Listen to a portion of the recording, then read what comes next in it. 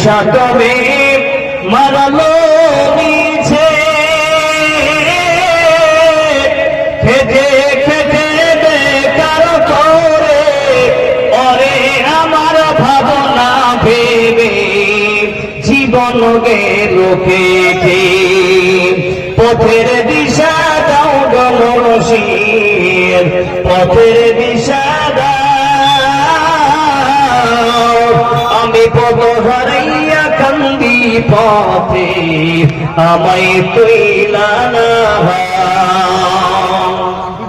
উপস্থিত মঞ্চ উপবিষ্ট যোগ্যতম আজকের সবার সভাপতি সহসভাপতি এবং নাকিবে জলসা উপস্থিত ওলামায়ে হযরত মুফাজ্জাল ইকরাম আজিজ তালাবা দূর দূরান্ত থেকে আগত মেহমানান ইকরাম অত্র এলাকার আল্লাহ পাকের যাকিরিন শাকিরিন মুহিব্বিয়ান ইজাম এবং পর্দার আড়ালে মা ও বোনেরা, সমস্ত প্রশংসা সমস্ত তারিফ সেই মহান রব্বুল আলামিনের জন্য যিনি আজ আপনাকে আমাকে সকলকে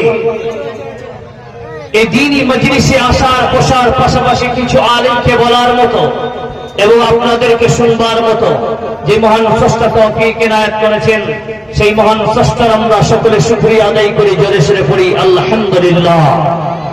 লক্ষ্য করে দরুদ ও সালাম নাজিল হোক শ্রেষ্ঠ নবী জনাবে মুহাম্মদ রাসূলুল্লাহ সাল্লাল্লাহু আলাইহি ওয়াসাল্লাম। সকলে পড়ুন আল্লাহুম্মা সাল্লি আলাইহি আল্লাহুম্মা বারিক আলাইহি। সময় স্বল্পের জন্য আমি আমার বক্তব্যকে নির্বাহী করব না, বেশি লম্বাও করব না, জাস্ট কিছু মূল কথা আপনাদেরকে বলে এখান থেকে বিদায় নেওয়ার চেষ্টা করব। আমা তৌফিক ইল্লা বিল্লাহ। রব্বি শরহ লি সাদরি ওয়া ইয়াসসির লি আমরি ওয়াহলুল উকদাম মিন লিসানি ইয়াফকাহু কওলি। প্রিয় মুসলিম সমাজ, আজ আপনাদেরকে জানিয়ে দিতে চাই, যুগে যুগে যখন মানুষের ঈমান শোষণ হয়েছে, মানুষের ঈমানকে হানা দিয়েছে, তখন সেই সময় ওলামাদের সব থেকে বড় ভূমিকা তারা পালন করেছেন এবং এই ওলামা তৈরি হয় এই মাদ্রাসার দ্বারাই। এই ওলামাদের দ্বারাই সম্ভব যে আজ পৃথিবীর বুকে কোরআন এবং সহিহ সুন্নাহকে আলোড়ন সৃষ্টি করতে গিয়ে যদি কারো চাঁদ দিয়েছেন, সর্বপ্রথম যার কাতার হয়েছে সেই কাতারটা হচ্ছে ওলামায়ে কেরাম। জয় বলুন নারে তাকবীর, জয় বলুন নারে তাকবীর। भाई आवाज नहीं आ रही आप लोगों को? अल्लाह के वास्ते बोल रहा हूं, जोरे बोलिए नारे तकबीर। সদী মণ্ডলী, আজ আপনাদেরকে প্রমাণ করতে হবে, আজ আমরা মুসলমান। আপনাদের সম্মুখে সূরা আল ইমরানের 102 নম্বর আয়াতটি আমি তেলাওয়াত করেছি। সংক্ষিপ্ত আকারে আপনাকে বলতে চাই যে পৃথিবীর বুকে আজ এই জলসা হোক, মাদ্রাসা হোক, মক্তব হোক, মাসাজিদ হোক ইত্যাদি যতইগুলো ধর্মের সঙ্গে সম্পর্কিত তাদের কথা বলি। আজ একটা মানুষ নামাজ পড়ে আল্লাহর জান্নাত পাওয়ার আশায়, একটা মানুষ দান করে আল্লাহর জান্নাত পাওয়ার আশায়, মানুষ রোজা রাখে শুধু জান্নাতে যাওয়ার আশায়, মানুষ দান করে জান্নাতের আশায়, মানুষ এক অপরকে সহযোগিতার হাত বাড়িয়ে দেয় একটাই কারণ, পরকালে আমাকে জান্নাত পেতে হবে। কিন্তু মুসলমান, দুঃখের বিষয় মুসলমান আজ আমরা দিন দিন অবদস্ত অবহেলিত হচ্ছি। কারণ পিছনে একটাই, আমাদের কাছে কোরআন আছে, আমাদের কাছে হাদিস থাকা সত্ত্বেও আজ আমরা কোরআন এবং হাদিসের প্রতি আমল করি না। বলুন ঠিক না বেঠিক? দেখেন, আমি বারবার বলি, ফজিলতুল শেখ মাওলানা তাওহীদ সালফি হাফিজাহুল্লাহ উনি এই এলাকায় নয়, বিভিন্ন জায়গায় সভাপতিত্ব করে থাকেন। ওনার উদ্দেশ্য আমি বলতে চাই, উনি বড় একজন সৈয়দ আলেম, আমরা তাকে সম্মান জানাই যে আজ শেরশাবাদী আছে বলে এত বড় প্রতিষ্ঠান চলছে। বলুন সুবহানাল্লাহ। আজ আপনাদেরকে ঐক্যবদ্ধভাবে বলতে চাই যে আজ মুসলমান যদি আমরা তাকওয়াশীল না হতে পারি, আমাদের মধ্যে কোরআন থাকা সত্ত্বেও কোরআনের সংবিধানের প্রতি আমল না করতে পারি, একদিন এমন আসবে আমাদেরকে গায়ের মুসলিম লাখ মারবে, অথচ আমরা লাখ খাবো, কিন্তু প্রতিবাদ করার মতো আমাদের শক্তি থাকবে না। বলুন ঠিক না বেঠিক? প্রিয় মুসলিম সমাজ, একটা উদাহরণ দিচ্ছি আপনাদেরকে। শরীফ লিখেছেন যে ভাই মানুষ যা খায় তার প্রকাশ পৃথিবীর বুকে মানুষ দেখতে পায়।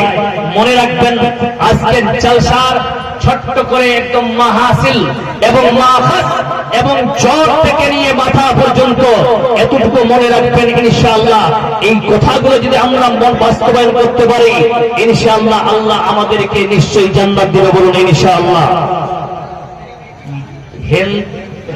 আদিবাসী বলেন, আদিবাসীরা জানেন তো, আদিবাসীরা কিন্তু ইঁদুর খায়, ইঁদুর খায় না?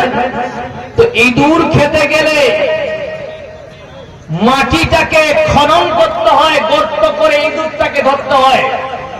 আচ্ছা বলেন তো, ইঁদুরের কাজ মাটিটাকে গর্ত করে গাহার করে এইখান থেকে ওই দিকে নিয়ে যায়।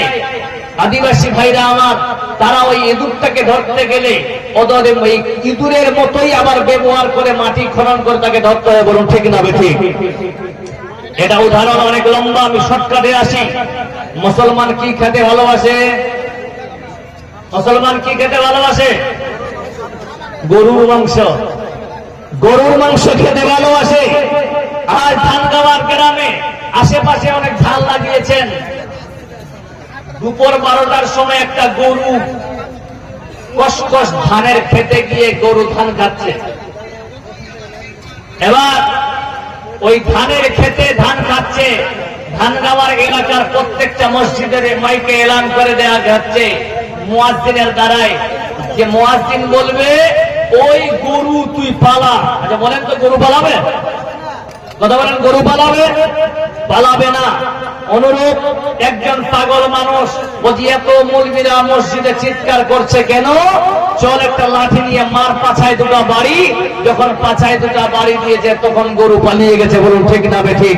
আজ মুসলমান আপনাকে আমাকে বলি, এই কোরআন আছে আপনার সামনে, কোরআন থাকা সত্ত্বেও, তো অমূল্য সম্পদ থাকা সত্ত্বেও আজ যদি আমরা সচেতন না হই আমাদের পিছনেও বাড়ি পড়বে, বলুন ঠিক না বেঠিক? শুধু মণ্ডলী মনে রাখবেন, আল্লাহ রাব্বুল আলামিন বলতেছেন, ও গোলাম শুনে নাও, ইয়া আইয়ুহাল্লাযীনা আমানুত্তাকুল্লাহ, হে ঈমানদারেরা শুনে রাখো, আল্লাহকে ভয় করো। কেমন ভয় করবেন? হাক্কা তুকাতিহি, ভয় করার মতো করা লাগবে। বন্ধুরে আমার, আজকে আপনারা আমরা সকলে মিলে নামাজ পড়ি, কিন্তু বুকে যদি হাত দিয়ে দেখেন মনে করবেন এখানে আমার থেকে অনেক আলেমেরা বসে আছেন। বলুন তো, আপনি ইশারের নামাজ পড়ে এসেছেন, আপনি কি পারফেক্ট একজন মুসলমান বলতে পারবেন? আমার নামাজ কবুল হয়েছে বলতে পারবেন না?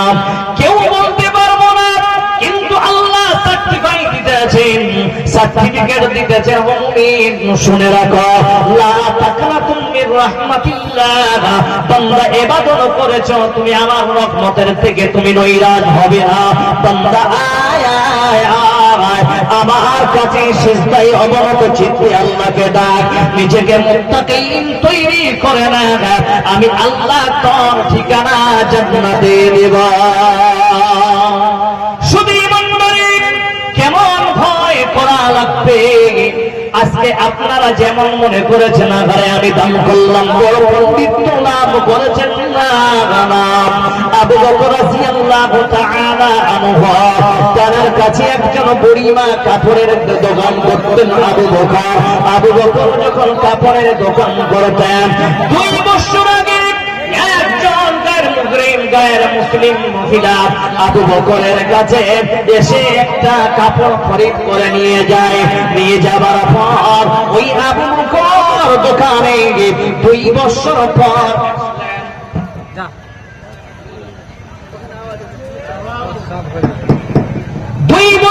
পরে এসে বলছেন, আবু বকর তোমার কাছে আমি 2টি কাপড় নিয়ে গিয়েছিলাম 2 বছর আগে। আমি বাড়িতে অসুস্থ থাকার কারণে কেউ লিখেছেন না, বাহানা করেছে। শুধু মন্ডলী ওই মহিলা বলতে চায় তোমার কাপড় আমার পছন্দ হয়নি। বন্ধু আবু বকর চিন্তায় চিন্তিত হয়ে পড়লেন। বলছেন বুড়িমা কি করতে বলতেছো? ওই বুড়িমা বলতেছেন আবু বকর তোমার কাপড় তুমি ফেরত দাও, উল্টা আমার পয়সা তুমি আমাকে ফেরত দাও। আবু বকর টাকা ফেরত দেওয়ার পর মসজিদে নববীতে এসে একটা কোণায় হাওমাও হাওমাও করে কান্না করতে লেগেছে। একজন সাহাবা পথিপথ দিয়ে রাস্তা দিয়ে যায়, যেতে যেতে হঠাৎ করে অনুভব করলেন কে যেন কে যেন মসজিদে নববীতে কান্না করতেছে। ওই কান্না দেখার পর আল্লাহর নবীকে গিয়ে বলছেন নবীজি একজন সাহাবা মসজিদে নববীর কোণে ধাও ধাও করে কান্না করতেছে। নবীজি চলে ওই ব্যক্তিটাকে আমরা দেখে আসি। আল্লাহর নবী বাড়ি থেকে বের হলেন। বের হওয়ার পরে গেলাম, দেখতেছেন ওটা কেউ না আর কেউ না, ওটা হলো আবু বকর রাদিয়াল্লাহু তাআলা আনহু।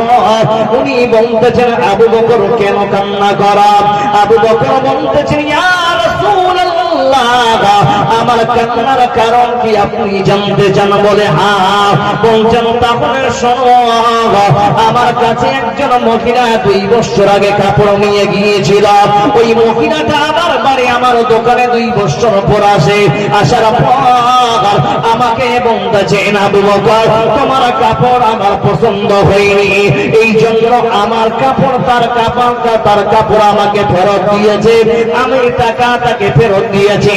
আল্লাহর নবী বলতেছেন কান্নার কারণ বুঝলাম না, মাল নিয়েছো টাকা দিয়েছো ঠিক আছে, কিন্তু কান্না করতেছো কেন একবার বলো। আবু বকর বলছেন ইয়া রাসূলুল্লাহ কেমন গভীর জ্ঞানের মানুষ তারা ছিলেন। বন্ধুরে আবু বকরের মতো একজন যে আশারাই মুবাশশিরার মধ্যে যিনি জান্নাতের খুশখবরি পাওয়ার পর তার ধারণাটা দেখুন। আমাদের নামাজ কির খবর নাই, আমাদের কোন রোজার খবর নাই, আমরা যে সালাত আদায় করতেছি নফল হোক বা সুন্নাত হোক কোনো খবর নাই, ঠিক হচ্ছে না কোনো খবর নাই, আমার ছেলে কিভাবে চলছে কোনো খবর নাই। আজকে আপনারা তবুও দাবি করতেছেন জান্নাতের না। এই আবু বকর বলতেছেন ওগো আল্লাহর নবী তাহলে শোনেন আমার কান্নার কারণ হলো আমি চিন্তা করতেছি কাল কিয়ামতের দিনে মিজানের সামনে যখন আল্লাহ আমাকে ডাক দিয়ে বলবে আবু বকর তোমার এই আমলনামা তুমি নিয়ে নাও।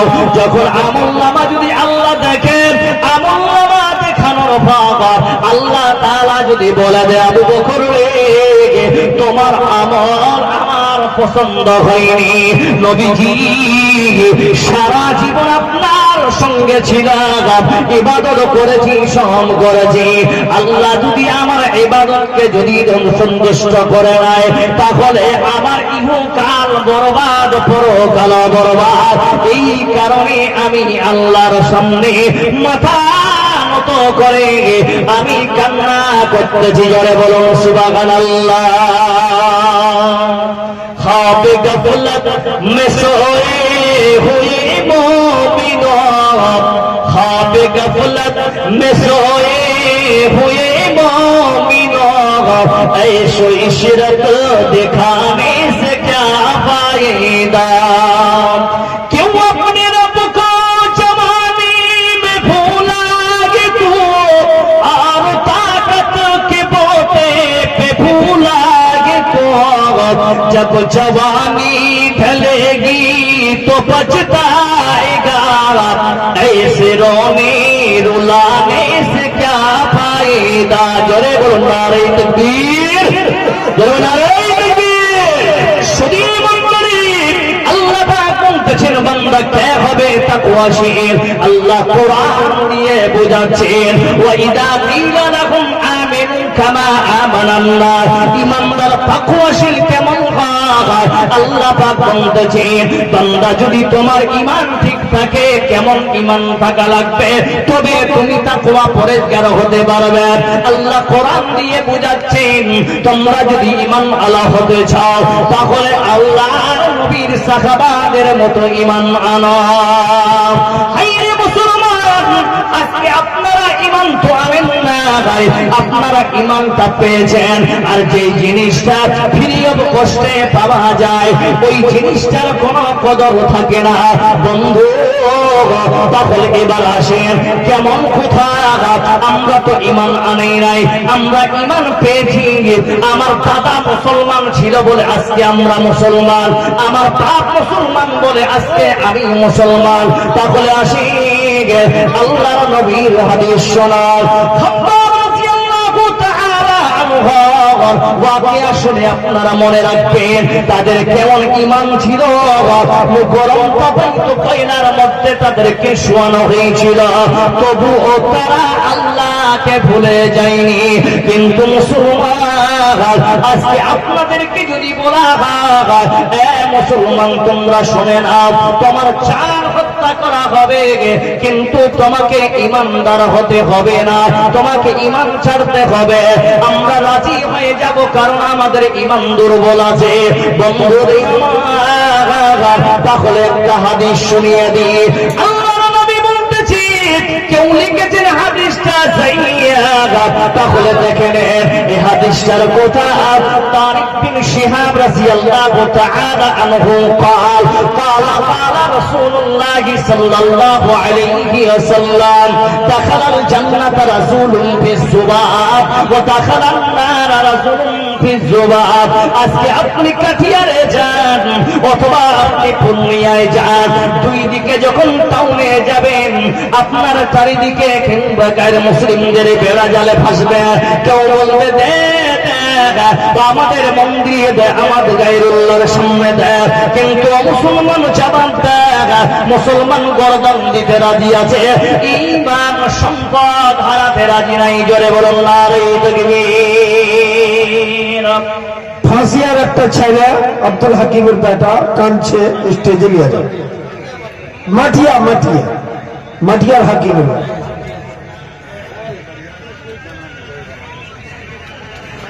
সুধী মন্ডলী মায়েরা বসে আছেন। এই ওয়াকিয়াটা বলার আগে মাদের একটা উদাহরণ দিয়েছে, আমি ইনশাআল্লাহ শেষের দিকে যাব। আজকে ঈমানদার কেমন হতে হবে আপনাকে আমাকে। দাড়ি রাখলে ঈমানদার হওয়া যায় না, পাঞ্জাবি টুপি পরে ঈমানদার হওয়া যায় না। ঈমানদার কেমন হতে হবে? ঈমানদার হতে গেলে আমল লাগবে, আর আমল ঈমান ছাড়া গ্রহণযোগ্য নয়, মনে রাখবেন।